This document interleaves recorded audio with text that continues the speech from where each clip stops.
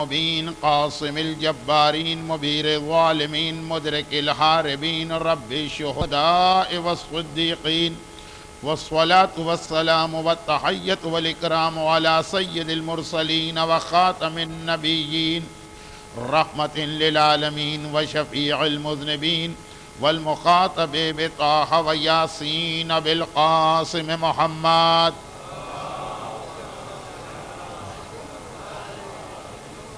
وآلہ وعطرتہ واہل بیتہ الطیبین الطاہرین المعصومین المظلومین المنتجبین المکرمین المیامین لا سیما علی بقیت اللہ فی الارضین وحجتہ علی العالمین الامام المنتظر والحجت الثانی عشر اللہم عجل فرجہ وقرب زمانہ وکثر انصارہ واہلک اعداءہ ولعنت اللہ علی اعدائہم اجمعین اما بعد فقد قال اللہ عز وجل فی کتابہ المبین وفرقانہ المتین وقرآنہ المجید بسم اللہ الرحمن الرحیم ومن آیاتہ ان خلق لکم من انفسکم ازواجا لتسکنوا الیہا وجعل بینکم مودۃ ورحمۃ وقال واتبعوا ملۃ ابراہیم حنیفا۔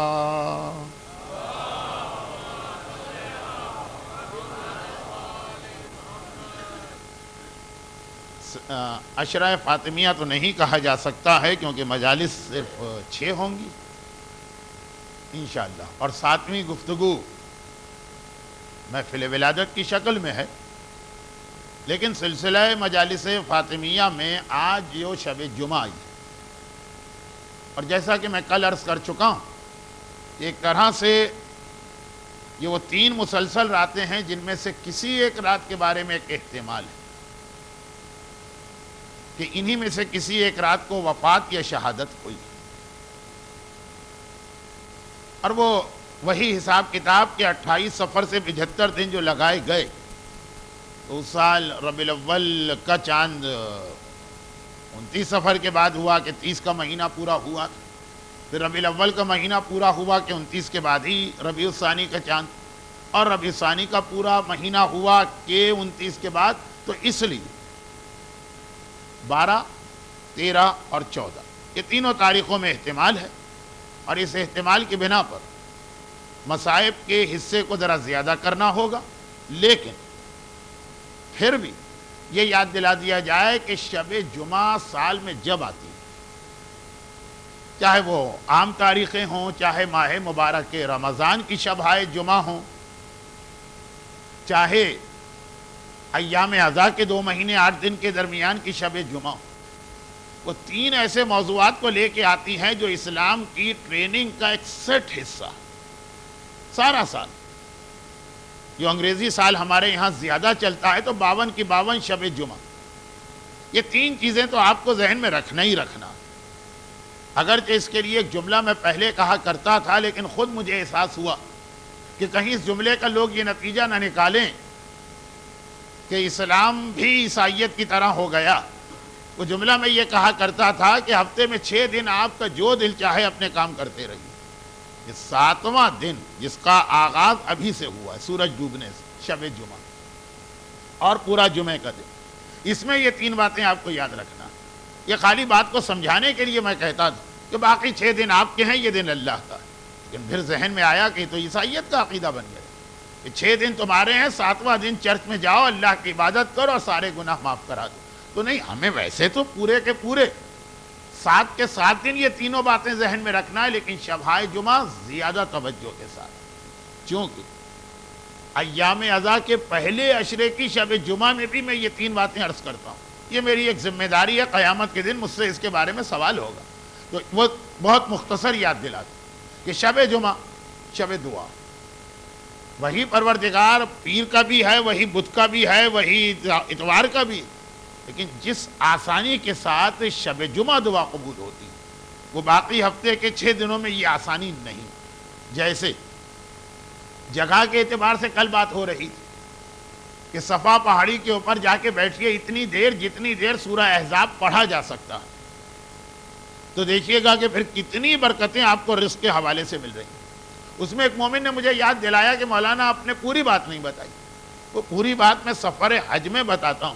یہاں وقت بہت زیادہ ہوتا ہے, یہاں تو وقت بہت کم ہے, لیکن انہوں نے کہا کہ چونکہ اس کی برکتیں میں نے خود دیکھی, اور پھر یہ کہا کہ آپ کی اجازت کے بغیر میں نے کئی لوگوں کو بتائی جس نے اس پہ عمل کیا.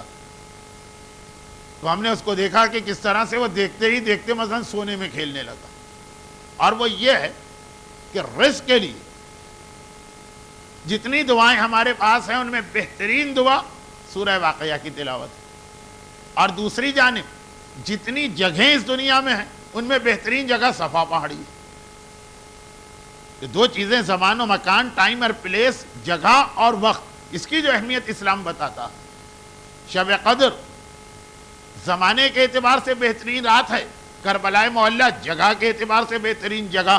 تو اب اگر کسی کو کربلا ہی میں شب قدر مل جائے یا مکے ہی میں شب قدر, تو سورہ واقعہ روزی کے لیے بہترین عمل, اور صفا پہاڑی طلب رزق کے لیے بہترین جگہ. تو اگر کوئی اس کو جمع کر لے, چونکہ یہ حج کی کلاس تو تھی نہیں اور حج کا قافلہ تو میرے سامنے تھا نہیں, تو میں اس کو نظر انداز کر گیا, لیکن لوگوں نے کہا کہ جب اتنا آپ نے بتا دیا تو 1 منٹ کا جملہ اور, کہ جب وہاں جائیے تو صفا پہاڑی پر بیٹھ کر سورہ احزاب جتنی دیر پڑھا جاتا, سورہ واقعہ بھی تقریباً اتنی ہی دیر میں پڑھا جا سکتا ہے. چونکہ سورہ احزاب کی ہمیں مشق نہیں, تو جب ہم اس کو پڑھتے ہیں ذرا ٹائم زیادہ لگتا. سورہ واقعہ کے لوگوں کو عموماً جو مذہبی لوگ ہیں, دیندار لوگ ہیں, ان کو مشق ہوتی ہے تو ذرا وہ جلدی پڑھ لیتے ہیں, ورنہ نئے آدمی کے لیے دونوں کا وقت تقریباً برابر ہے. صفا پہاڑی پہ بیٹھیے اور سورہ واقعہ پڑھیے, یعنی نور علی نور آپ نے روزی کے دونوں سبب جمع کر دیے. تو انشاءاللہ جب ڈبل آپ نے کر دیا مسئلے کو, تو دیکھیے گا کہ فائدہ کتنے جلد ہے. لیکن میں واپس اپنے جملے پہ آ جاؤں بہت جلدی سے, اور وہ یہ کہ گرچہ اللہ وہی اللہ ہے, لیکن جگہوں کے اعتبار سے دعاؤں میں فرق پڑتا, اور تاریخوں کے اعتبار سے. تو عام دنوں میں بہترین موقع دعا قبول کرنے کا یہ شب جمعہ. اس کے اعتبار سے ذہن میں باتیں رکھیے گا. کچھ باتیں مزید شہزادی کے تذکرے میں آگے چل کے آتی رہیں گی, کیونکہ دعا قبول کروانے کا بہترین طریقہ ہے کہ پروردگار کو اس کا وسیلہ دو, کہ جب پروردگار نے حدیث قصہ میں ملائکہ کے سامنے تعارف بھی کرانا چاہا تو نہ رسول کا ذکر کیا, نہ مولا جیسے مشکل کشا کا ذکر کیا, وہاں بھی تذکرہ شہزادی کا کیا جا رہا. تو یہ تاریخیں ہی وہ ہیں کہ جو اس ہستی سے منسوب ہے, کہ جس وسیلہ اتنا اہم ہے کہ سید کائنات کے ہوتے ہوئے اور حلال مشکلات کے ہوتے ہوئے. تو اس لیے باقی کچھ باتیں مزید بھی مجالس میں آئیں گی. مختصر بات شب دعا, چلتے پھرتے جہاں آپ کو موقع ملے, جو پورے ہفتے کی آپ کی حاجتیں پوری نہیں ہو رہی ہیں, ایک مرتبہ اس رات کو مانگیے, اور وسیلہ انہی کا دیجئے کہ جن کی یہ راتیں. دوسری بات یہی شب جمعہ وہ جو آپ کو خصوصیت کے ساتھ اپنے زمانے کے امام کو یاد کرنا. وہی بات جو میں نے شروع میں کہا کہ اس کا مطلب یہ نہیں کہ 6 دن یاد نہ کریں, ہر وقت مومن کو ہر سانس میں اپنے امام کو یاد کرنا. شب جمعہ زیادہ توجہ کے ساتھ. یہی وجہ کہ شب جمعہ کا اختتام ہی دعائے ندبہ پہ کیا جاتا, باقی ساری دعاؤں سے شب جمعہ شروع ہوتی. دعائے ندبہ وہ ہے کہ جب رات ختم ہو جائے اس کے بعد پڑھنا. اور اتفاق دیکھیے, اتفاق یہ تو حقیقت ہے کہ شہزادی کی سیرت اور زمانے کے امام کا بھی بڑا گہرا ربط ہے. اور چونکہ مجمع ماشاءاللہ بڑی توجہ سے مجالس سنتا, اس لیے ایک جملہ کہہ دوں کہ پچھلے سال یہی مجالس جب میں نے پڑھی تھی تو اس کی پہلی مجلس میں وہ جملہ کہا تھا. کوئی بہت زیادہ لمبی مدت تو گزری نہیں ہے, ابھی آپ کو اچھی طرح یاد ہوگا وہ جملہ پچھلے سال کی انہی سلسلہ فاطمیہ کی پہلی مجلس. اور وہ جملہ تفصیل میں جاؤں تو 10 منٹ نکل جائیں گے, جس کا آج موقع نہیں ہے. صرف ایک جملہ یاد دہانی کے لیے کافی ہے, وہ یہ کہ ویسے زمانے کے امام کا جو سب سے بڑا مشن, وہ اپنے جد پیغمبر اسلام کے لائے ہوئے دین کو ساری دنیا پہ اس طرح غالب کرنا ہے کہ خدا کا وہ وعدہ پورا ہو. لِيُظْهِرَهُ عَلَى الدِّينِ كُلِّهِ وَلَوْ كَرِهَ الْمُشْرِكُونَ. اے حبیب تیرا لایا ہوا دین تمام باقی دینوں پہ غالب آئے گا. تو اسلام کی فتح و پیروزی یہ امام کا ایک اہم مشن. دوسری جانب سب سے زیادہ زمانے کا امام یاد آتا ہے کربلا کے حوالے سے, کربلا کا انتقام لینے والے. آج شب جمعہ آپ کو یاد دلایا جاتا ہے نا, یا سار اللہ ہے ومنا سارے ہی, زیارت وارثہ میں آپ جملہ یہ پڑھیں گے یا کچھ لوگ تو عشاء کی نماز کے بعد پڑھ کے آئیں. اصل میں یہ جملہ آقا حسین کے حوالے سے اتنا نہیں ہے جتنا زمانے کے امام کے حوالے سے. زیارت وارثہ میں ذکر آقا حسین کا. یہاں پہ جب آپ بات پہنچائیں گے یبنا خدیجۃ الکبریٰ کے بعد جب آپ یہاں پہ بات پہنچائیں گے یا سار اللہ, آئے وہ ذات جن کے خون کا انتقام ابھی اللہ کو لینا, تو کس کے ذریعے لینا, کب لینا؟ خود بخود یہ اتنا سا جملہ مومن کو اس عقیدے کی جانب لے جاتا کہ جو شب جمعہ زیارت وارثہ کی شکل میں یاد دلایا گیا. مگر دونوں باتیں, میں یہ نہیں چاہتا کہ وہی 10 منٹ یا 5 منٹ بھی لگیں, موضوع اہم ہے, لیکن پچھلے سال کی پہلی مجلس میں آ چکا اور سال 2 سال تو مومنین کے لیے کوئی حیثیت نہیں رکھتے. تو خلاصہ یہ کہ زمانے کا امام جو ایک طرف اپنے جد کے دین کو ساری دنیا میں پھیلائے گا, دوسری جانب وہی زمانے کا امام جو اپنے دادا کے خون کا انتقام لے گا, لیکن جب وہ ظاہر ہوگا تو سب سے پہلے اپنی دادی کے ظالموں اور دشمنوں سے انتقام لے گا. آیا اسلام کے لیے, اسلام کی خدمت بعد میں ہوگی. آیا کربلا کے انتقام کے لیے, کربلا کا انتقام بعد میں لیا جائے گا. اب یہاں پہ چاہے تو وہ جملہ بھی میں کہہ دوں جو مصائب میں بھی کہتا رہتا ہوں اور آپ علماء سے بھی سنتے ہیں کہ دراصل کربلا تو ہوئی اسی لیے تھی کہ کل مدینے میں شہزادی پہ جو مظالم ہوئے, اگر اس وقت کوئی ہاتھ پکڑ لیتا ظالموں کا تو اگلے دن کربلا نہ ہوتی. خیمہ اس لیے جلا شب عاشور کے یہاں دروازہ جب جلا تھا تو کوئی روکنے والا نہ تھا. اصغر اپنے بابا کی گود میں اس لیے شہید ہوا کہ جب محسن اپنی ماں کی شکم میں شہید ہو رہا تھا تو کوئی سزا احتجاج بلند کرنے والا نہ تھا. سیدانیوں کے بازوؤں میں رسیاں اس لیے بندھی اور میرے چوتھے امام کے گلے میں توقع خاردار اس لیے 1 سال پہنایا گیا کہ جب مولا علی کے گلے میں رسی باندھ کے مدینے کے بازاروں میں لے جایا گیا تھا. تو یہاں سے انتقام شروع ہوگا. تو زمانے کا امام جس کے حوالے سے کل صبح دعائے ندبہ میں آپ پیغام تازہ کریں گے کہ آدم سے لے کے اپنے ظہور تک کے تمام مظالم کا انتقام لے گا. تمام انبیاء کے خون ناحق کا انتقام یہی زمانے کے امام لیں گے. آج جہاں سے بات شروع ہونے والی ہے, یعنی تو تمہید چل رہی, جہاں سے آج بات شروع ہونے والی, گرچہ بہت زیادہ لمبی بات نہیں ہوگی لیکن جہاں سے بات شروع ہو رہی وہ پہلا خون ناحق تھا جناب حابیل کی شہادت. وہاں سے لے کر اپنے ظہور تک جتنے بھی خون ناحق ہے سب کا انتقام امام لیں گے. لیکن سب سے پہلا انتقام جو لیا جائے گا وہ مدینہ منورہ پہنچ کے شہزادی کے دشمنوں سے. تو آج کی رات شب جمعہ, سال کی 52 شب جمعہ اپنے زمانے کے امام کو یاد کیجیے. مگر سلسلہ فاطمیہ میں جب مصائب سن کر آپ کی آنکھوں میں آنسو آ جائیں, برادر محترم شاہد بلتستانی صاحب کا نوحہ سن کے آپ کی آنکھوں میں آنسو آ جائے, یا خالی مصائب کا تصور کر کے آپ کی آنکھوں میں آنسو آ جائے, تو اس امام کو ضرور یاد کر لیجئے گا جو ان مصائب کا انتقام لینے والا شب جمعہ ہو اور شہزادی کی شہادت کی راتیں. اور تیسرا اور آخری پیغام وہ جس کا ذکر کل ہو گیا. چنانچہ مجھے خالی ایک اشارہ کر کے اپنے آج کے موضوع پہ آ جانا, وہ یہ کہ ہر شب جمعہ اپنی موت کو یاد کرنے کی رات. ہر شب جمعہ اپنی موت کو یاد کرنا, بلکہ یہ لفظ اپنی میں کاٹ دوں تو زیادہ اچھا. ہر شب جمعہ موت کو یاد کرنا, اپنی بھی اور اپنے ان جاننے والوں کی بھی جو دنیا سے چلے گئے. اپنی موت کو اس لیے یاد کرنا ہے کہ اس کے حوالے سے تیاری دیکھو اپنی کہ کیا تیاری اب تک ہو چکی. خالی نہیں کہ بس مرنا ہے, ہر آدمی کو موت تو برحق ہے, خالی یہ نہیں, تیاری دیکھو کتنا سامان. جیسے کل جو میں روایت پڑھ رہا تھا, شہزادی نے جہیز کے سامان کے حوالے سے ایک مرتبہ پیغام دی, یہی دیکھنا ہے کہ قبر کے حوالے سے کتنا سامان ہوا. تو اب یہ اپنی موت اور دوسروں کی موت اس لیے یاد کرنا کہ ہم ان کی کیا مدد کر سکتے. شہزادی کی سیرت میں بھی یہی 2 پیغام آپ کو بہت نمایاں نظر آئیں گے. اپنی موت کے حوالے سے وہ روایت جو کل آپ نے سنی, قبر کب یاد کی, قبر کہ جب موت کو سب سے زیادہ یاد کرنے والا بھی اس رات کو جو کبھی قبر کو یاد نہیں کرے گا, الا یہ کہ اس کو کوئی اتنی بدشکل اور خراب بیوی مل گئی ہے کہ اس کو دیکھ کے اسے قبر و جہنم یاد آ جائے. گرچہ شکل و صورت سے کسی کا فیصلہ نہیں ہو سکتا, اصل چیز اسلام میں سیرت. لیکن شادی کی رات کو کوئی قبر یاد کرے گا؟ شہزادی نے یاد کروائی, اور شوہر اور بیوی کا مسئلہ نہیں تھا, ورنہ یہ روایت ان کے درمیان رہتی, ہمارے سامنے آتی ہی نہیں. روایت ہمارے سامنے پیش اس لیے کی گئی کہ ہمیں بتایا جا رہا کہ شہزادی کو یہ تذکرہ قبر اتنا پسند ہے کہ وہ شادی کی رات کو یاد کر رہی ہیں، تو تم عام زندگی میں تو یاد کرو، لیکن خالی وہاں تک کی بات نہیں ہے، وہاں تک کی بات نہیں ہے، بلکہ یہ تذکرہ موت شہزادی کو اتنا پسند ہے کہ جب ملک الموت نے شہزادی کے دروازے پہ دستک دی، جو روایت آپ مصائب میں سنتے ہیں، اس سے پہلے پیغمبر نے 2 جملے کہے تھے شہزادی سے.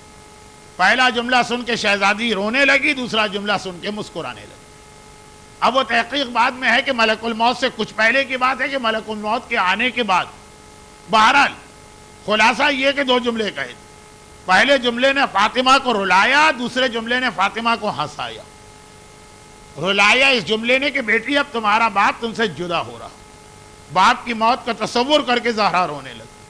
اور ہنسایا اس جملے نے کہ سب سے پہلے جو مجھ سے ملاقات کرے گا وہ تم ہوگی. اس جملے کو بدلیں تو مطلب یہ ہوا کہ جس وقت فاطمہ کو فاطمہ کی موت کی خبر دی گئی، ہم تو گھبرا جائیں نا موت کی خبر سن کے. جب موت کی خبر سنی تو فاطمہ موت کے ذکر سے اتنا خوش ہیں کہ چہرے پہ مسکراہٹ آ گئی. اور وہ جملہ میں کہہ دوں کہ فاطمہ کا ماتم جو شروع ہوا تھا وہ تو باپ کی موت کی خبر سنتے ہی شروع ہو گیا.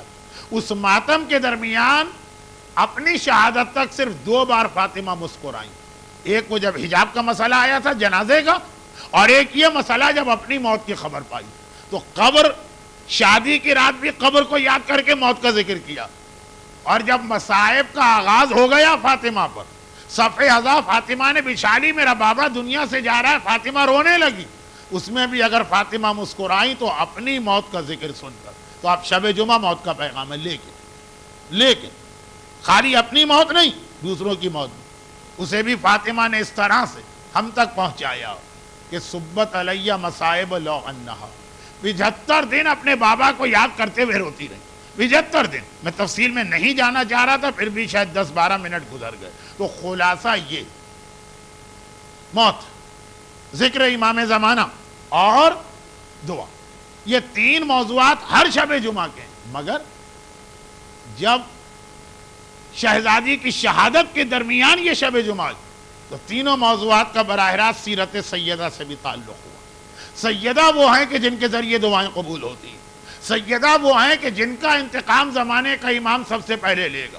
سیدہ وہ ہیں کہ جنہوں نے اپنی شادی کی رات سے لے کر بابا کی وفات تک جب کبھی مسکراہٹ یا خوشی ظاہر کی تو ذکر موت پہ ظاہر کی. اور بابا کی موت سے لے کے اپنی شہادت تک بابا کا اتنا ماتم کیا، اتنا ماتم کیا، اتنا ماتم کیا کہ دنیا میں سب سے زیادہ ماتم کرنے والے 5 ہیں، ان میں ایک شہزادی کا نام لیا گیا.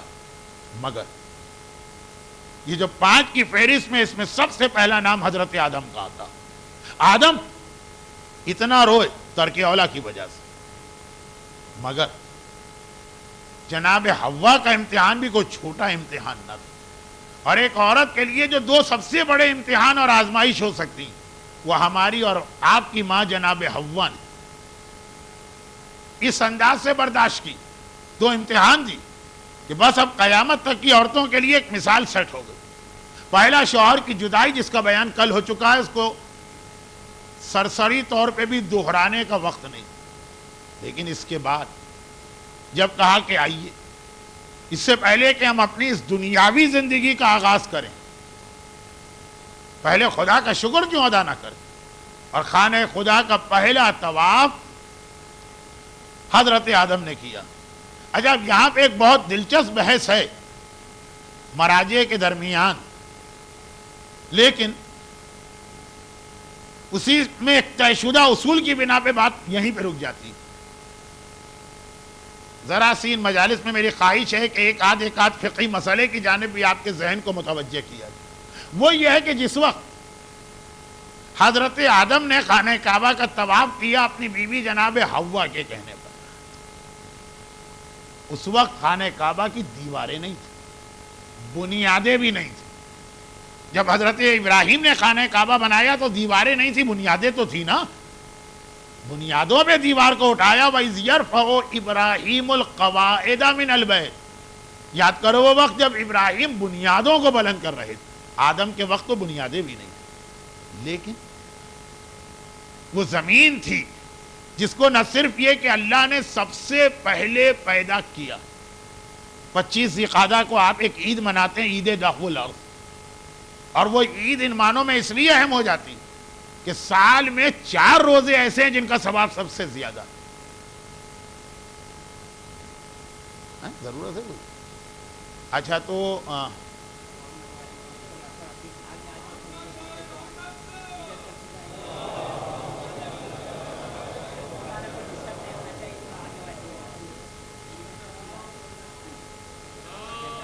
نہیں تو ضرورت تھی نہیں. وَإِذْ يَرْفَعُ إِبْرَاهِيمُ الْقَوَاعِدَ مِنَ الْبَيْتِ، لیکن آدم نے جب خانہ کعبہ بنایا کوئی قواعد نہیں تھے. قواعد عربی میں قائد بنیاد کو بلند کیا آدم نے نہیں. آدم کے زمانے میں خالی زمین کعبہ تھی، رنگ اس کا مختلف تھا. ہمارے ہاں ایک بات مشہور ہے اور بعض روایتوں میں اس کا تذکرہ بھی ہے کہ حجر اسود اصل میں حجر ابیض تھا،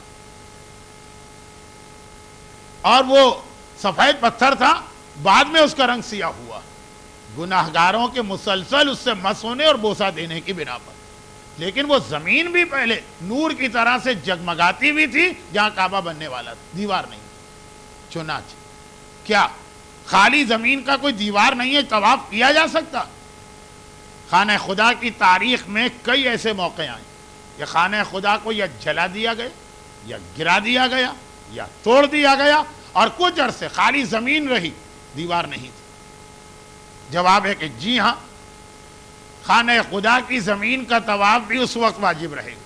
فرض کیجئے کسی آدمی پہ ایسے سال حج واجب ہوا جس سال کسی ظالم نے خانہ خدا کو توڑ کے گرایا. خدا نہ کرے کہ وقت دوبارہ آئے.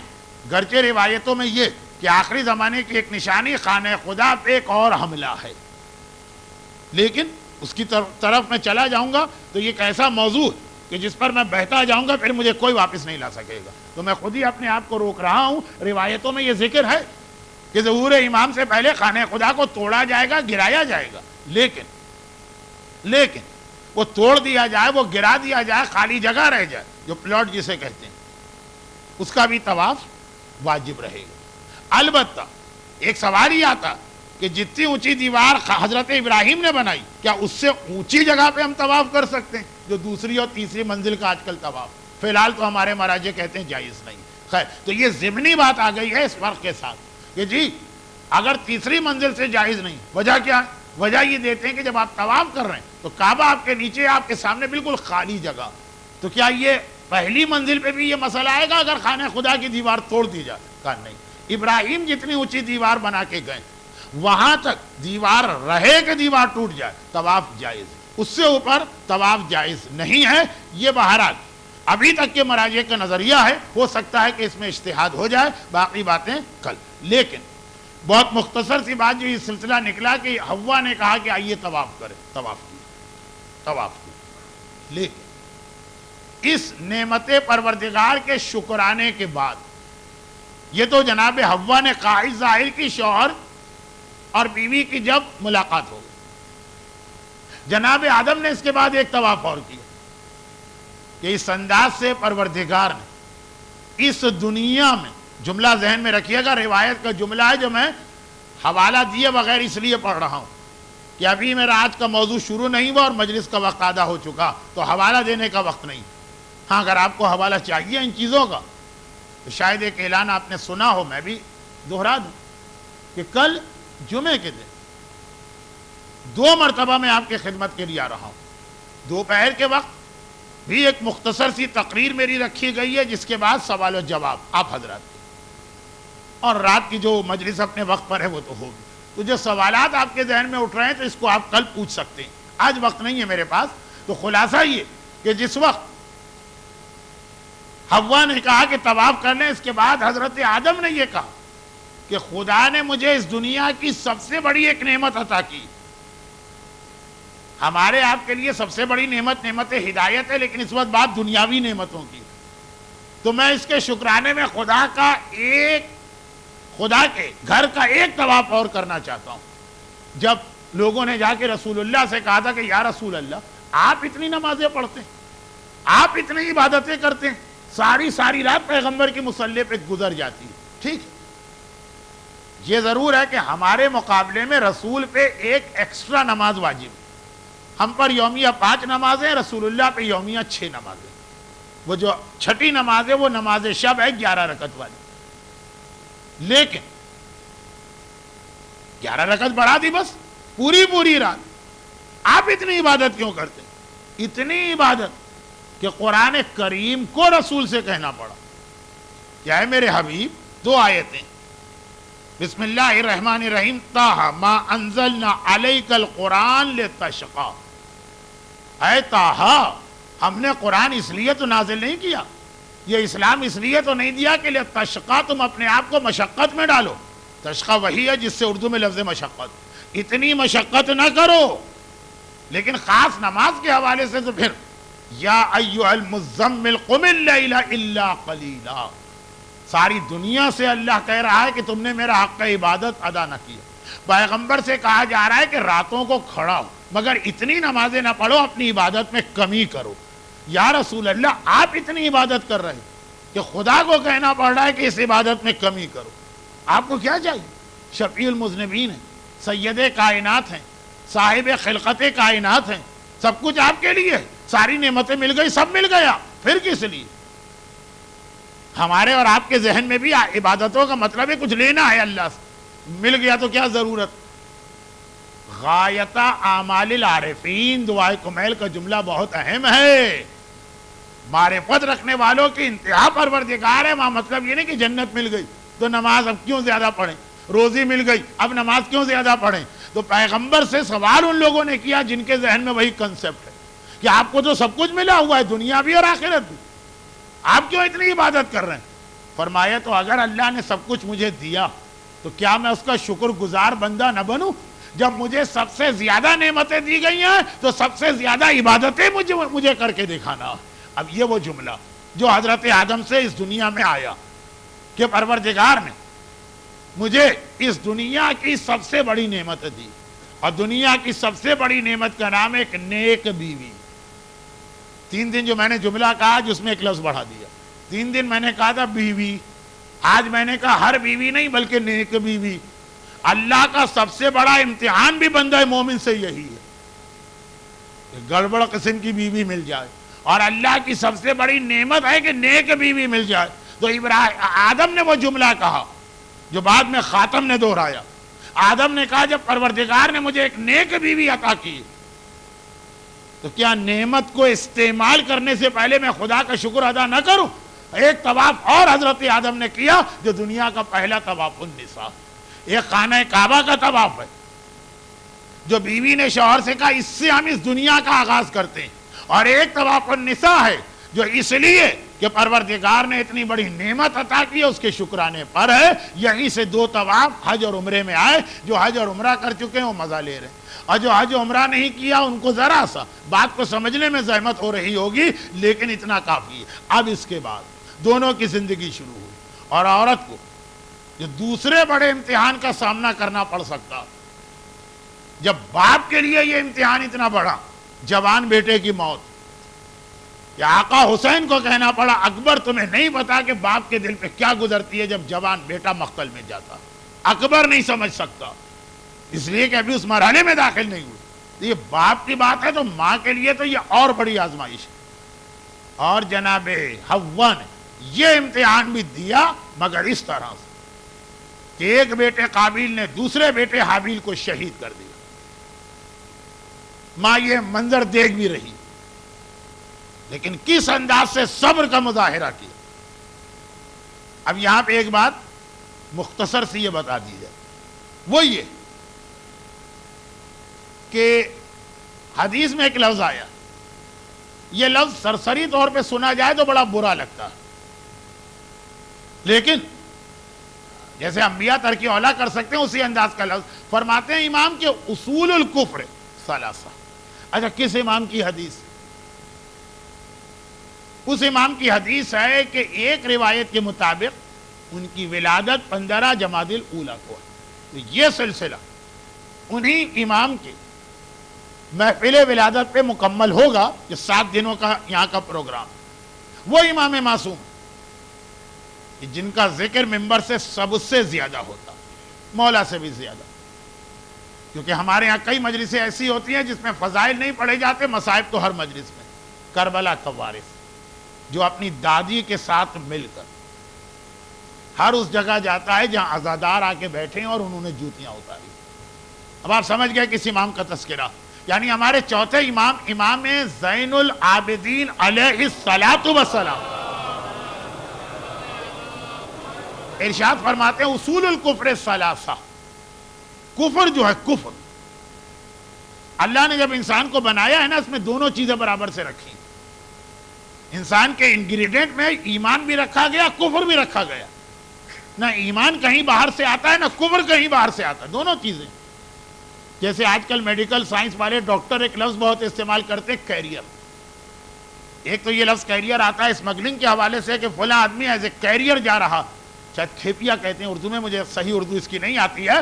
لیکن ایک میڈیکل سائنس میں کہا کہ اگر کسی کو ہیپیٹائٹس بی کے وائرس لگ گئے تو ضروری نہیں ہے کہ آج یہ لگا تو کل وہ بیمار ہو جائے گا. وہ 20 سال گزار سکتا ہے، اتنے عرصے وہ اس وائرس کا کیریئر ہوگا.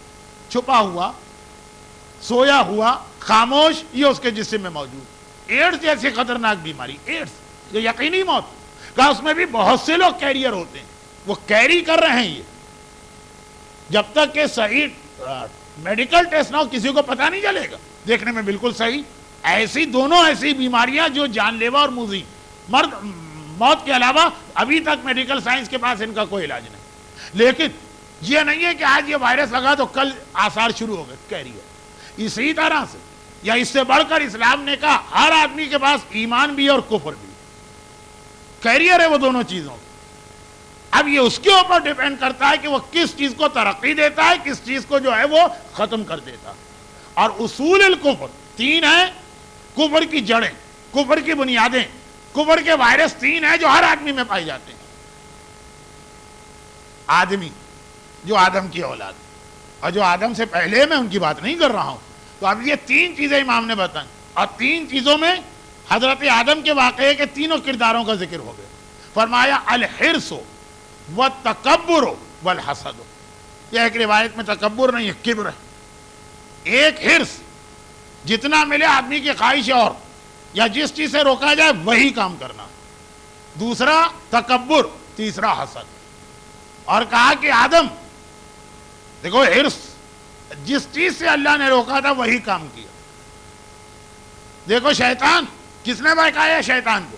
کہا اس کبر نے. تکبر جو اس کے اندر بھی تھا اور ہر انسان میں، انسان اور جن یہ دونوں وہ ہیں جو مکلف مخلوقات ہیں، تو ان کی بات ہو رہی.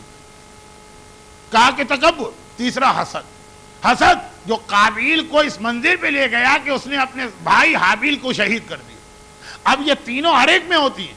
نعوذ باللہ، توہین کے پہلو سے نہیں کہہ رہا ہوں، حدیث امام کی وضاحت کے لیے کہہ رہا ہوں. آدم میں بھی یہ 3 باتیں ہیں، حوا میں بھی یہ 3 باتیں ہیں، شیطان میں بھی یہ 3 باتیں ہیں، قابیل میں بھی ہیں اور حابیل میں بھی ہیں. فرق یہ ہے کہ یہیں پہ ہمارے سامنے شروع میں ہی بات سیٹ ہو گئی ہے. تینوں چیزیں. آدم نے غلطی کی، غلطی مان لی، یہ سمجھیے علاج کر دیا، ختم کر دیا، جڑ سے اکھاڑ پھینکا اس وائرس کو. ویکسینیشن لگا لیا، انجیکشن، توبہ کا نام ہے انجیکشن، جو آج شب جمعہ شب توبہ بھی ہے. یا سوری اور رضا اغفر لمن لا یملک الا الدعاء. توبہ کس چیز کا نام؟ توبہ اس انجیکشن کا نام ہے جو آدمی کے اندر موجود اس وائرس کو ختم کرتا ہے جو آگے چل کے اس کو کافر بناتا ہے. وہ آدم نے کی. شیطان میں بھی یہ چیز تھی، شیطان نے توبہ کرنے سے انکار کر دی، جس کے نتیجے میں ایسا مردود بنا. قابیل میں بھی یہ چیز تھی اور حابیل میں بھی یہ چیز تھی، دونوں میں تھی. حابیل نے حسد نہیں کیا، قابیل نے حسد کیا. تو یہ جو ایک سوال ہے کہ شیطان کو کس نے بہکایا، قابیل کے بارے میں بھی کچھ پوچھا جاتا ہے، لیکن آپ کہتے ہیں کہ قابیل کو تو شیطان نے.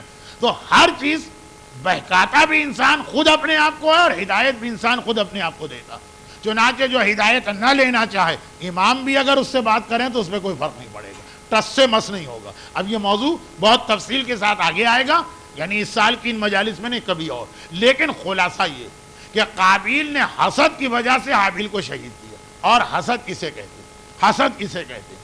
چونکہ خطبہ زہرا میں لفظ حسد بڑے خاص انداز کے ساتھ آیا.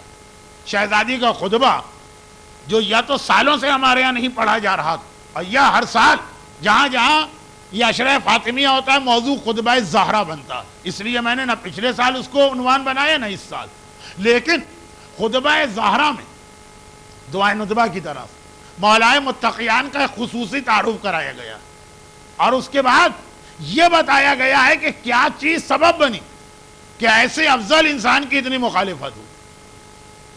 وہ قرآن کریم کی آیت کی بھی شہزادی نے تلاوت کی، اب یحسدون الناس علی ما آتاہم آل ابراہیم، یہ لوگ حسد کر رہے ہیں جو ہم نے آل ابراہیم کو عطا کیا، اور مولا کے حوالے سے بھی یہی کہا کہ حسد یہ سبب بنا تھا پورے عرب کو مولا کی اس مخالفت پہ تیار کرنے کا، جس کا آغاز زہرا کے پہلو پہ کوڑے سے ہوا تھا۔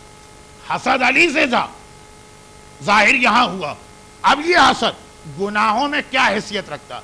شہزادی کے مصائب کی بنیاد بھی حسد قرار پائی، خطبہ زہرا میں دشمنی علی کی ساری بنیاد بھی حسد کو قرار دیا، اور صاحبان ایمان میں بھی یہ چیز ہے، ہونے میں کوئی قباحت نہیں۔ اللہ نے 3 چیزوں کے ساتھ ہم کو بنایا، اب مسئلہ خالص کو کنٹرول کرنے کا۔ تو ایک جملہ میں کہہ دوں کہ گناہوں میں حسد کی وہی اہمیت ہے جو نیکیوں میں محبت علی کی حیثیت، جیسے نیکیوں میں محبت علی سے بڑی کوئی نیکی آپ کو نہیں ملے گی، اسی طرح گناہوں میں حسد۔ کیوں؟ کیونکہ حدیث ایک ایسی آئی جس میں الفاظ بالکل ایک جیسے ہیں، یہی تو حدیث ہے نا کہ حب علی یاکل السیئات کما تاکل النار الحطب۔ یہ میں ہفتے کی مجلس میں، جب میری پوری مجلس کا عنوان شہزادی کونین ہوگا، وہاں پہ اس لفظ کی ذرا وضاحت کروں گا۔ کہا محبت علی وہ چیز ہے جو گناہوں کو اس طرح کھا جاتی ہے جیسے آگ لکڑی کو کھا جاتی ہے، آگ لکڑی کو کھا جاتی ہے۔ یہ لفظ آیا محبت علی اور گناہوں کے حوالے سے، کیا پرمیشن دے دی؟ جائیے آج ڈسکو میں جائیے، ڈانس میں جائیے، گانے سنیے، شراب پیجیے، نماز قضا کیجیے، یہ کہا؟ یہ نہیں کہا ہے، مقصد کچھ اور ہے، لیکن فی الحال مقصد سمجھانے کا وقت نہیں ہے۔ حدیث کے الفاظ محبت علی گناہوں کو اس طرح کھاتی، اور بالکل یہی حدیث صرف ایک گناہ کے بارے میں آئی، حسد۔ ان الحسد یاکل الحسنات کما تاکل النار الحطب، حسد نیکیوں کو اس طرح کھا جاتا ہے جس طریقے سے آگ لکڑی کو کھا جاتی ہے۔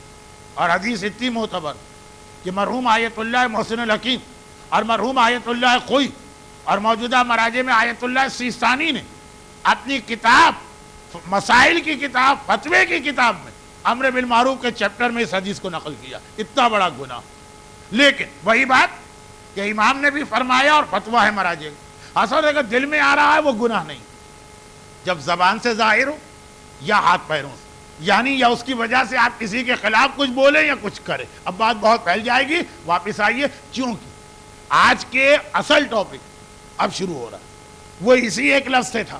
اور یہ لفظ کیوں آ گیا؟ جناب حوا کا بیان مکمل کرتے ہوئے کہا گیا کہ ماں کو اپنے جوان بیٹے کا لاشا دیکھنا پڑا، اور اتنا بڑا امتحان کہ ایک بیٹا دوسرے بیٹے کو شہید کر رہا، تو وہ تو جناب حوا نے امتحان دیا، لیکن سبب بنا تھا حسد، اور یہی حسد سبب بنا تھا مکے کے آباد ہونے اور خانہ کعبہ کے بن جانے کا۔ یہی حسد کبھی کبھار ایسا ہوتا ہے کوئی بری چیز نتائج کے اعتبار سے اچھی چیزیں لے آتی، یہی حسد جو قابیل کو حابیل کی شہادت کی طرف لے جا رہا، قتل کی طرف لے جا رہا۔ دنیا کی پہلی عورت جس نے اس دنیا میں آ کے پہلا ماتم کیا وہ اپنے شہید بیٹے کا ماتم کیا، لیکن یہی حسد جب پروردگار کی مصلحت ہوئی تو سبب بنا کہ پہلے مکہ شہر آباد ہو اور اس کے بعد خانہ خدا بنے۔ اور یہاں سے ہمارے موضوع کا دوسرا حصہ شروع ہوا۔ اہم ترین خواتین میں ایک نام جناب ہاجرہ کا تھا۔ اب وقت نہیں ہے میرے پاس، میرا ارادہ تو تھا کہ بعض مومنین کی وہ شکایت دور کر لوں کہ مولانا آپ قرآن کی آیتیں کم پڑھتے ہیں، وہ کوئی 40 50 55 آیتیں اس حوالے سے ہیں قرآن میں کہ اہم ترین عبادتوں میں ہجرت، قرآن کریم نے ہجرت کو بہت اہم عبادت قرار دیا۔ ان الذین آمنوا وہاجروا، ہجرت کا لفظ بار بار آیا، بشرط یہ کہ ہجرت حکم خدا پہ راضی ہوتے ہوئے خوشی کے ساتھ کی جائے، رونا دھونا نہ ہو۔ تو یہ جو ہجرت اہم ترین عبادتوں میں ایک، اور اسی ہجرت سے جناب ہاجرہ کا نام بنا۔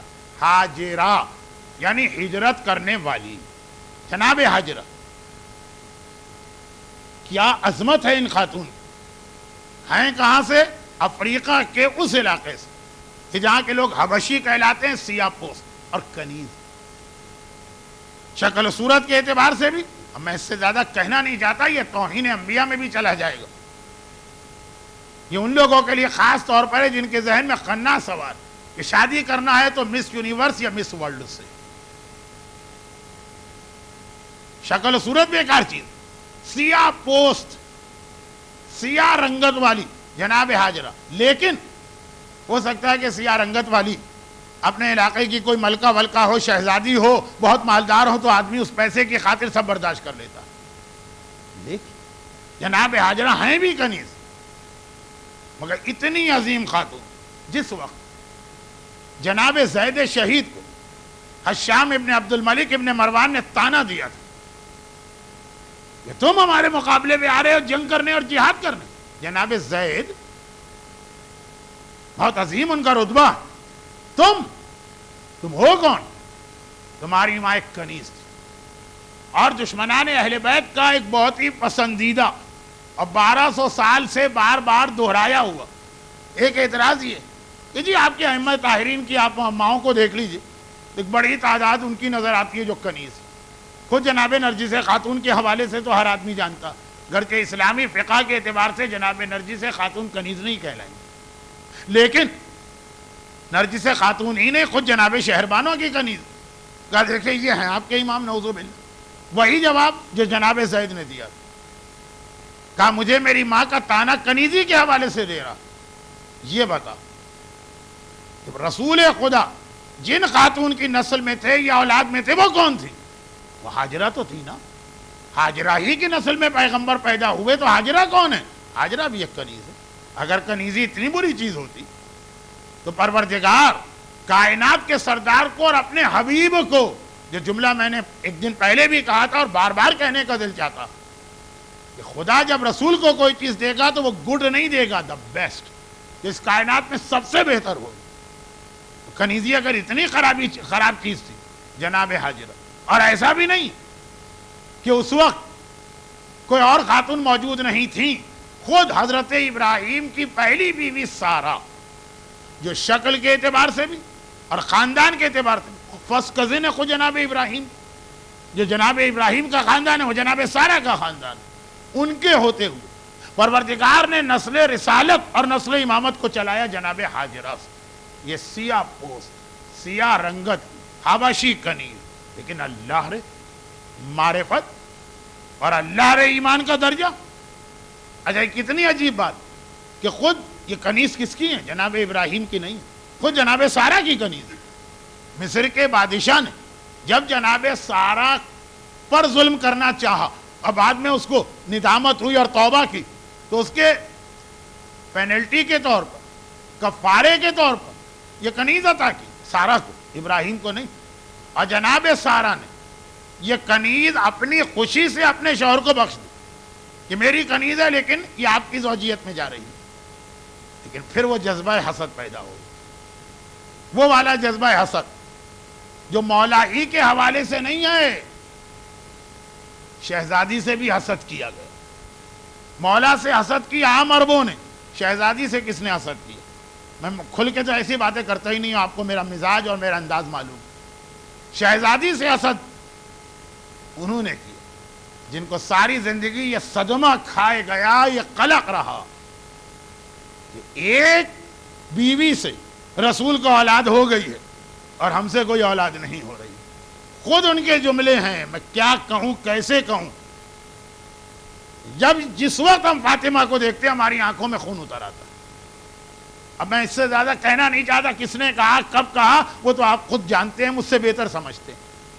جناب حاجرہ کے یہاں اولاد ہو گئی، اور وہ سارا جو فرسٹ کزن ہے، پہلی بیوی ہیں، جن کی اپنی یہ کنیز تھی، وہ اولاد سے محروم ہو گئی، ان کی اولاد نہیں ہوئی. اگرچہ جناب سارہ اس انداز کی نہیں ہے جس انداز کی عورتوں کی ابھی میں نے ایک کمپلین آپ کے سامنے پیش کی کہ ان کی یہاں کیوں اولاد ہو گئی، وہ اس انداز کی نہیں ہے. وہ اہم ترین 10 عورتوں میں جناب سارہ کا نام نہیں. بڑی فضیلت والی ہیں، کئی انبیاء کی ماں ہیں، یعنی پورا بنی اسرائیل کا سلسلہ ان کی نسل میں، مگر بہرحال ایک حسد فطری جذبہ ہے، اور شاید اس وقت پروردگار کی مصلحت یہی تھی کہ یہ حسد ہو۔ چنانچہ جناب سارہ نے حضرت ابراہیم سے کہا کہ اب میں یہ نہیں دیکھ سکتی ہوں، میری سوکن، میری سوت اور اس کے یہاں اولاد، انہیں یہاں سے لے جائیے اور اتنا دور لے جائیے جتنا دور لے جانا ممکن۔ ابراہیم کبھی اپنی بیوی کی بات نہیں مانی، حکم خدا آ گئے، اور یہ سارا مسئلہ چلا اس لیے کہ ہاجرہ کے اولاد کیوں ہوگی۔ یہی تو عیسائیوں کا تو خیر جواب ہے، کچھ مسلمان علماء کا بھی یہ کہنا کہ وہ ذبح کا واقعہ جو تھا نا وہ جناب سارہ کے بیٹے اسحاق کے ساتھ تھا، وہ جناب اسماعیل کو نہیں مانتے، یعنی اسماعیل کے وجود کو مانتے ہیں، ذبح کا واقعہ نہیں مانتے۔ آج بھی عیسائی کہتے ہیں اسحاق اصل میں ذبیح اللہ، سارہ کے بیٹے، اگر ان کے یہاں بھی خود لکھا ہے بائبل میں اور قرآن میں تو ہے کہ جب ابراہیم اپنے بیٹے کو ذبح کرنے لے گا اس وقت ان کی کوئی اور اولاد نہیں تھی، اور اسی لیے ابراہیم کا بہت بڑا امتحان ہو گیا، کوئی اولاد نہیں، اکلوتی اولاد ہے۔ جناب اسحاق تو چھوٹے بھائی، تو چھوٹے ہیں اسی لیے کہ جناب سارہ کو حسد ہوا اس وجہ سے تھا کہ ان کے یہاں کیوں اولاد ہو گئی، اسماعیل پہلے پیدا ہو گئے۔ اکیلی اولاد کا لفظ جو بائبل میں آیا، کوئی اور اولاد نہیں ہے، وہ خود بتا رہا ہے کہ لیکن بعض مسلمان بھی یہ نظریہ رکھتے ہیں۔ اب میں ایک بہت اہم جملہ کہنے جا رہا ہوں جو میں نے ایام ازاں میں امام بارگاہ علی رضا شارجہ میں تو کہا تھا، لیکن یہاں تو نہیں آ سکا یہ جملہ۔ وہ یہ کہ شوہر نے بیوی سے کہا چلو، جو صحیح بیوی کی ایک پہچان ہے کہ وہ اپنے شوہر کی مکمل اطاعت کرتی ہے خصوصیت کے ساتھ۔ اگر ایسا شوہر ہو کہ جو معصوم ہے، اس کے بارے میں معلوم ہے کبھی خطا کر ہی نہیں سکتا۔ میں ایک جملہ اور آپ سے کہہ دوں تاکہ کچھ جمعرات کی چھٹی اور جمعے کے دن کا آپ فائدہ اٹھائیں۔ قرآن کریم کے سورہ احزاب جس کا تذکرہ کل کسی اور حوالے سے آیا، اس سورہ احزاب، یہ سورہ احزاب 2 پاروں میں، 22ویں میں بھی ہے تھوڑا سا اور تھوڑا سا 23ویں میں۔ 22ویں پارے کی جو آخری آیت بہت آسان، میں نے ریفرنس دیا، آپ کو زیادہ کوئی نمبر وغیرہ یاد نہیں رکھنا، وہ جا کے پڑھ لیجئے۔ خیر آپ عربی سے پڑھیں گے تو نہیں سمجھیں گے کوئی ترجمہ والے قرآن کے ساتھ۔ پیغمبر کے گھر میں کتنا بڑا ہنگامہ پیغمبر کی بیویوں نے کر دیا، خاص طور پہ جملہ پیغمبر کو کتنا گراں گزرا ہو کہ جی ہم اپنے باپ کے گھر میں تو عیش کرتے تھے، ایسے گھر میں آ گئے جہاں ہمیں کھانے کو روٹی بھی نہیں ملتی، یہاں کے سوائے مصیبتوں کے ہم نے کچھ نہیں دیکھا۔ قرآن میں یہ آیت آئی، وہ آخری آیت ہے 22ویں پارے کی۔ لیکن جیسا میں نے کہا کہ جو پہلے سے میرا موضوع ہے وہ اتنا پھیل گئے، اگر شوہر غیر معصوم ہو تو یقیناً بیوی کے لیے غلط ہے شوہر کی ہر بات ماننا۔ پہلے دیکھو وہ کیا کہہ رہا، وہ کہہ رہا قطعاً حجاب کے ساتھ تم نہیں جاؤ گی، میرے فلاں دوست کی شادی، میری توہین ہو جاتی۔ چوتھا امام کہتا ہے کہ گھر والے بے پردہ ہوں تو میری توہین ہوتی، اور چوتھے امام کا ماتم کرنے والا کہتا ہے کہ اگر گھر والے پردے دار ہوں تو میری توہین ہوتی۔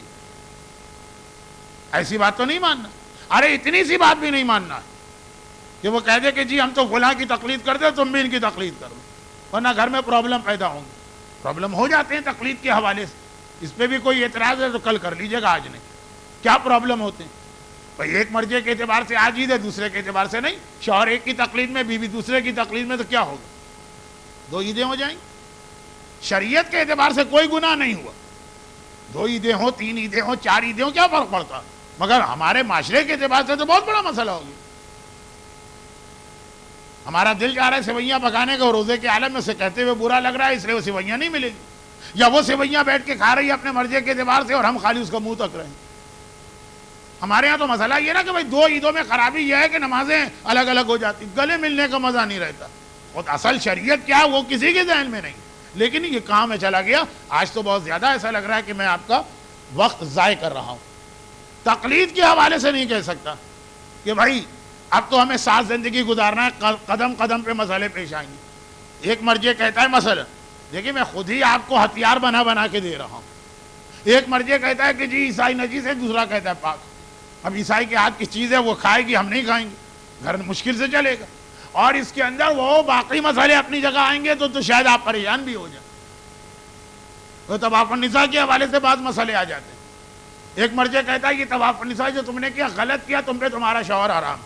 دوسرا مرجع کہتا ہے تم نے شوہر سے کہتا تم نے صحیح کیا، تمہارے لیے تمہاری بیوی جو ہے وہ جائز. اب یہ مثالیں تو آپ کے ذہن میں بھی نہیں ہوں گی، میں آپ کو دے رہا ہوں صرف اس لیے کہ اور جتنا ہو سکے مرجعیت کے خلاف سوچ لیجئے اور پھر آپ سوال کریں تو میں آپ کو سمجھاؤں کہ سب کیا. لیکن شوہر اگر معصوم تو وہاں تو آنکھیں بند کر کے اس کی اطاعت کرنا جناب حاجرہ چلی. کوئی سوال نہیں کہاں جا رہے ہیں، کیوں جا رہے ہیں، کس لیے جا رہے ہیں، کچھ نہیں. اور ایک بالکل چٹیل میدان. آج ماشاءاللہ کتنی رونقیں ہیں مکے کی. اس وقت کیا تھا؟ خانہ کعبہ تک نہیں تھا، میں نے عرض کیا نا. حتیٰ کعبے کی زمین کی سفیدی بھی ذرا مدھم پڑنے لگی. بس صرف پہاڑیاں ہیں، وہ بھی چھوٹی چھوٹی، کھجور کا درخت تک نہیں. بالکل چٹیل میدان. اچھا یہاں والوں کو سمجھانے کی ضرورت نہیں ہے، میرے ساتھ سے لے کے پیچھے تک وہ لوگ ہیں جو 30 سال 35 سال پہلے یہاں پہ آئے. خاصی حد تک وہ آپ کو بتا دیں گے کہ 35 سال پہلے کا یہ علاقہ امارات کا کیا تھا اور اب کیا بن گیا. نئے آدمی کو تو یقین بھی نہیں آئے گا. بھائی مجھے دیکھ لیجیے، مجھے آتے ہوئے 26 سال ہوئے، یقین ہی نہیں آتا. تو وہ تو 4000 سال پرانی بات. چٹیل میدان، کوئی عمارت نہیں، کوئی سایہ نہیں، کوئی انسان نہیں، وہاں تک تو پہنچے.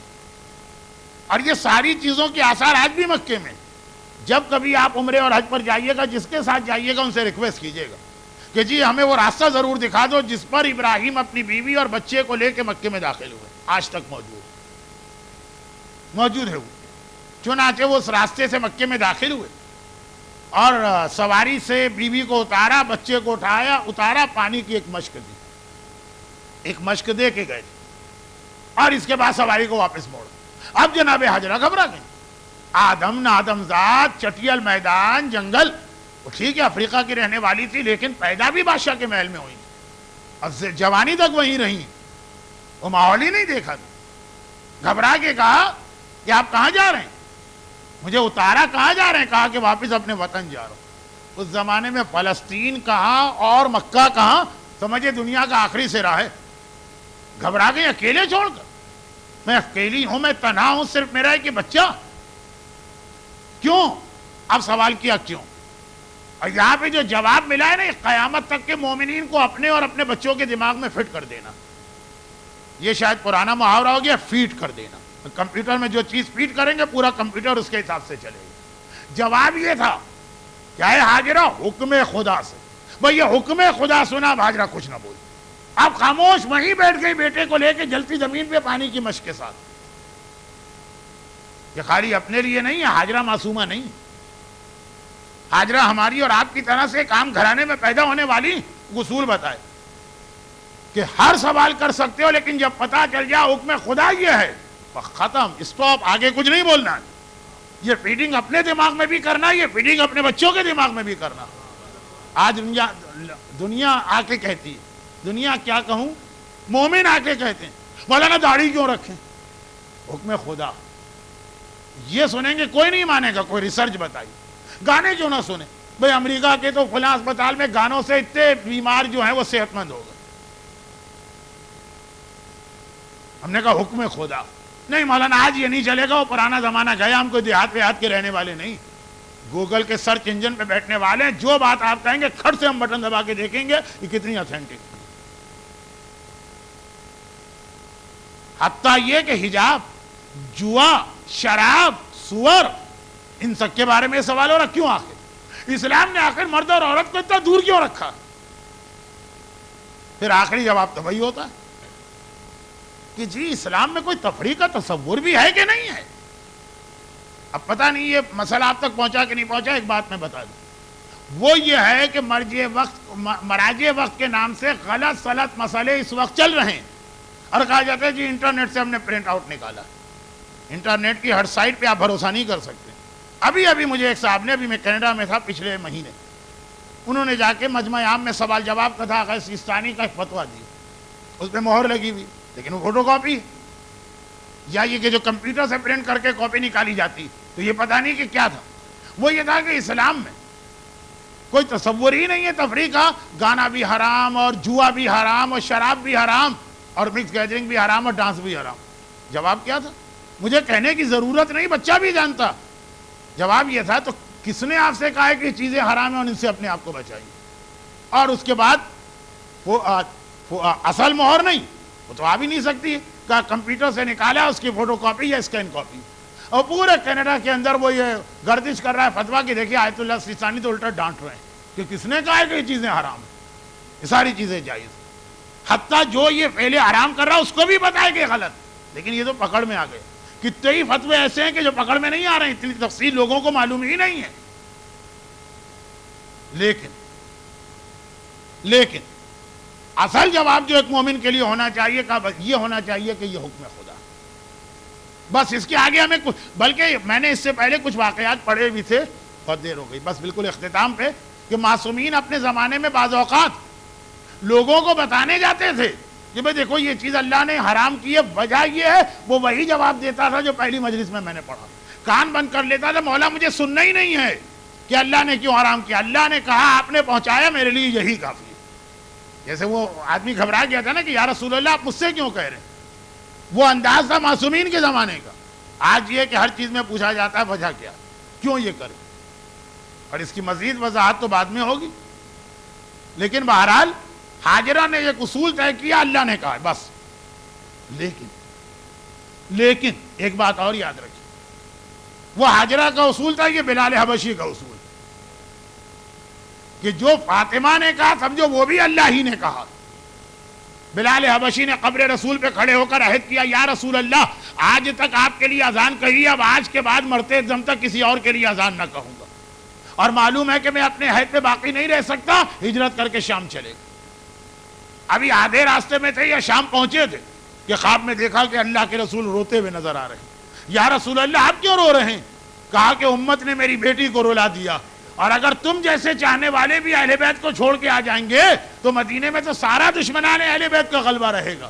گھبرا کے آنکھ کھلی اور فوراً یہ خیال آیا، ارے میں نے اپنی ذاتی ظلم و تشدد سے بچنے کے لیے مجھ پہ ظلم نہ ہو، اہل بیت کا تو خیال ہی نہ کیا، مدینے کا رخ کیا، آواز دی لبیک یا رسول اللہ، یا رسول اللہ آپ کا غلام حاضر ہے، مدینے میں داخل ہوئے۔ ادھر مدینے میں شروع کے جو واقعات چل رہے تھے اس کی وجہ سے لوگوں کی توجہ ہی نہ تھی کہ نماز ہو رہی ہے کہ نہیں، اذان ہو رہی ہے کہ نہیں۔ جب معاملے سیٹل ڈاؤن ہو گئے، اب لوگوں نے کہا رے بلال حبشی کہاں ہے، کئی دن ہو گئے اذان میں مزہ نہیں آ رہا ہے، اذان سننے کا موقع نہیں مل رہا ہے، لیکن بلال کو ڈھونڈا جائے، بلال نہ ملے۔ ایک دن ایک آدمی مدینے میں دوڑا آیا، مدینے والوں مبارک ہو، میں نے بلال حبشی کو مدینے میں آتا دیکھا، وہ اتنا سننا ہے۔ سارا مدینہ گھروں سے نکل آیا، مرد بھی، عورتیں بھی، بچے بھی، اور سب کہہ رہے جا سیدنا، جا سیدنا، ارے ہمارا آقا بلال آ گیا، ارے ہمارا مولا بلال آ گیا۔ اور بلال جب مدینے میں داخل ہوئے، کیا استقبال ہوا، وہ والا استقبال یاد آ گیا جو رسول اللہ کے آتے وقت تھا۔ سب بلال کو لے کے مسجد میں گئے، لیکن جس نے کہا بلال ایک بار اپنی اذان سنا دو، بلال نے گھبرا کے کہا نہیں، قبر رسول پہ وعدہ کر چکا ہوں، عہد کر چکا ہوں کہ اب کسی اور کے لیے اذان نہ کہوں گا۔ مسجد میں گئے، ایک بار حجرہ فاطمہ کا دروازہ کھلا، حسن حسین باہر آئے، چچا بلال ہمارا سلام تو لیجئے گا۔ بلال جھکے، شہزادوں کو کندھے پہ بٹھایا، دیکھا کہ مجمع ذرا بے چین ہے، ارے تمہیں کیا ہو گیا؟ کہا بلال ہم تو آپ کی اتنی عزت کریں اور آپ اتنے چھوٹے چھوٹے بچوں کے سامنے جھک جائیں۔ بلال کی آنکھوں میں آنسو آئے، کہا آج مجھے صحیح معنوں میں اہل بیت کی مظلومیت کا احساس ہوا ہے۔ ارے یہ کندھے کیا ہیں، میں نے تو حسنین کو دوش رسول پہ بیٹھا دیکھا ہے۔ اور اتنی دیر میں حجرے کا دروازہ دوبارہ کھلا، فضا آئیں، ایک جملہ جو آپ کربلا کے حوالے سے سنتے ہیں اس سے بڑا جملہ مدینے کا ہے۔ آئیں، کہا بلال پہلے تو میری شہزادی کا سلام قبول کرو۔ کربلا میں زینب نے حبیب سے کہہ دیا تھا بھیا حبیب پہلے تو فاطمہ کی بیٹی کا سلام لو، وہ فاطمہ کی بیٹی کا سلام تھا، یہ تو خود فاطمہ کا سلام ہے، میری شہزادی نے پہلے تو تمہیں سلام کہلوایا اور پھر کہا ہے ایک بار اپنی اذان اور سنا دو۔ بلال گھبرائے، کہا کہ میں تو قبر رسول پہ اللہ سے عہد کر چکا ہوں۔ بلال فضا گئی اور تھوڑی دیر کے بعد آئیں، کہا میری شہزادی شہزادی نے کہا بلال تمہیں فاطمہ کے حق کا واسطہ ایک بار اور اذان دینا ہے، اور فوراً بلال نے فیصلہ کیا ارے اگر میں شہزادی کے لیے اذان کہوں گا میرا عہد نہیں ٹوٹے گا، یہ تو رسول ہی کے لیے اذان کہنا ہے، فاطمہ کا فرمان تو خدا ہی کا حکم ہے۔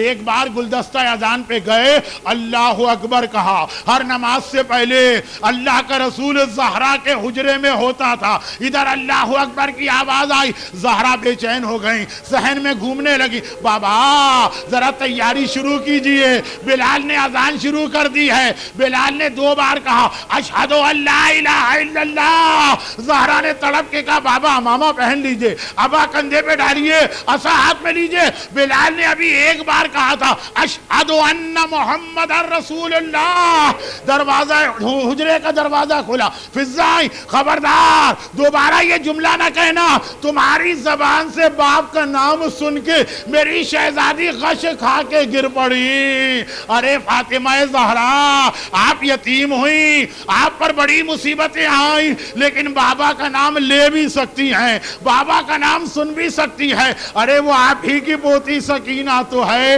بابا اس کا بھی مارا گیا، یتیم وہ بھی ہوئی، ہائے بابا بھی نہیں کہہ سکتی ہے، یا شمر کا کوڑا پڑتا ہے یا پسر سات کا تماچا۔ پروردگارہ انہی مصائب زہرا کا واسطہ ان کے جتنے ماننے والے آج کی مجلس میں ہیں سب کو ہر آفت و پریشانی سے محفوظ فرما۔ پروردگارہ حاضرین مجلس کے خاندان کے تمام مرحومین سمیت کل اموات مومنین و مومنات کی مغفرت فرما، ان آنسوؤں کا واسطہ ان کی ساری دعائیں اور حاجتیں پوری فرما، ان مظالم کے انتقام کے لیے ظہور امام میں تعجیل فرما۔ ماتم حسین